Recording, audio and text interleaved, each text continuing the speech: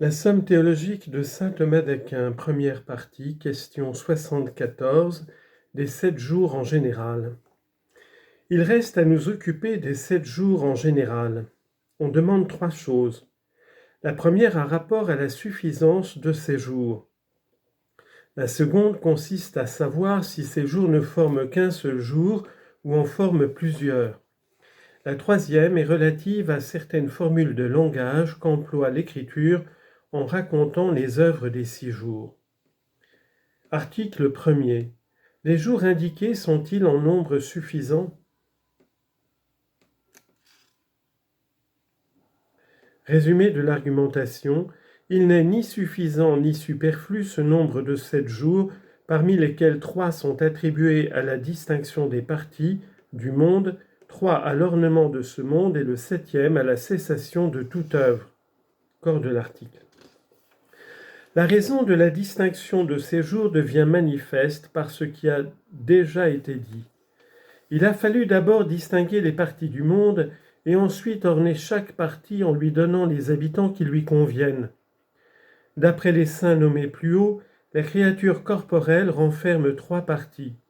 La première est désignée sous le nom de ciel, la partie intermédiaire sous le nom d'eau, la partie inférieure sous le nom de terre. C'est pourquoi, selon les pythagoriciens, la perfection résulte de 3 choses, du principe, du moyen et de la fin, comme on le voit dans le De Cello, livre 1. La première partie est donc distinguée le premier jour et ornée le 4e. La partie intermédiaire est distinguée le second jour et ornée le 5e. La partie inférieure est distinguée le 3e jour et ornée le 6e. Saint Augustin, d'accord avec eux sur les 3 derniers jours, en diffère au sujet des 3 premiers. D'après lui, la créature spirituelle est formée le premier jour. Dans les 2 autres, la créature corporelle, dans le second, les corps supérieurs, et les corps inférieurs dans le 3e.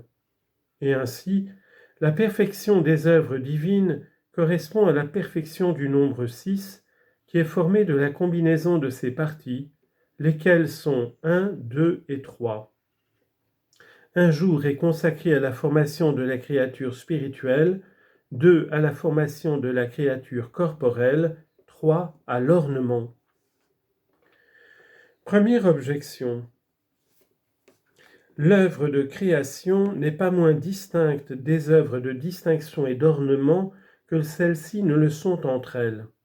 Or, certains jours sont consacrés à l'œuvre de distinction et d'autres à l'œuvre d'ornement, donc certains jours doivent être assignés à l'œuvre de création. Réponse. D'après saint Augustin, l'œuvre de création appartient à la production de la matière informe et de la nature spirituelle informe aussi.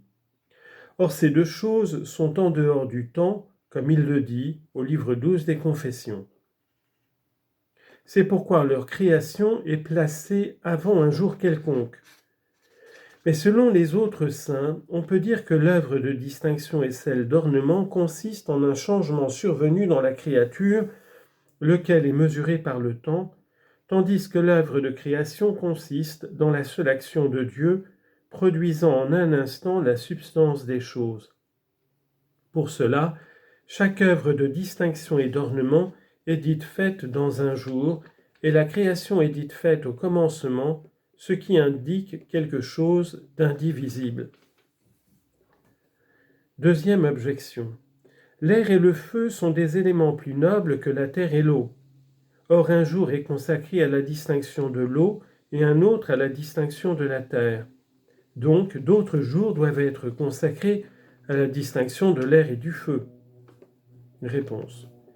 L'air et le feu ne sont pas expressément nommés parce qu'ils ne sont pas distingués par le vulgaire. Mais ils sont comptés avec l'élément intermédiaire, c'est-à-dire l'eau, surtout quant à la partie inférieure de l'air. Quant à la partie supérieure, elle est comptée avec le ciel, comme le dit saint Augustin. Troisième objection. Il n'y a pas moins de distance entre les oiseaux et les poissons qu'entre les poissons et les animaux terrestres. Il y a aussi plus de distance entre l'homme et les autres animaux qu'entre les diverses espèces de ces animaux. Or, un jour est consacré à la production des poissons de la mer et un autre à la production des animaux de la terre. Donc, un jour doit être consacré à la production des oiseaux du ciel et un autre à la production de l'homme. Réponse.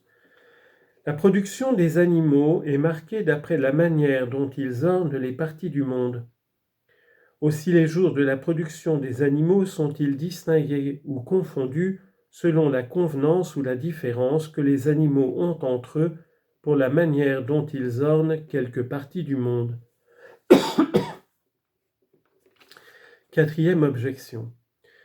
On peut dire au contraire que certains des jours assignés sont superflus. La lumière est au luminaire, comme l'accident est au sujet. Or le sujet est produit en même temps avec son accident. Donc la lumière n'a pas dû être produite un jour et les luminaires un autre. Réponse. Le premier jour, la nature de la lumière a été créée dans un sujet quelconque. Mais le quatrième jour, les luminaires ont été faits, non que leur substance ait été de nouveau produite, mais parce qu'ils ont reçu une forme qu'ils n'avaient pas, comme on l'a dit plus haut. Cinquième objection.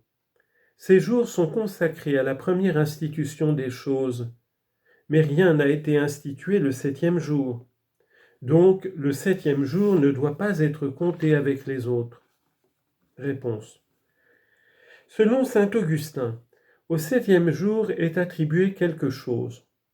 Après toutes celles qui sont attribuées aux 6 jours, c'est qu'en ce jour Dieu se reposa en lui-même de ses œuvres. C'est pourquoi il a fallu, après les 6 jours, faire mention du septième. Selon les autres, on peut dire que le septième jour, le monde a eu comme un nouvel état, lequel consiste en ce que rien de nouveau ne lui a été ajouté.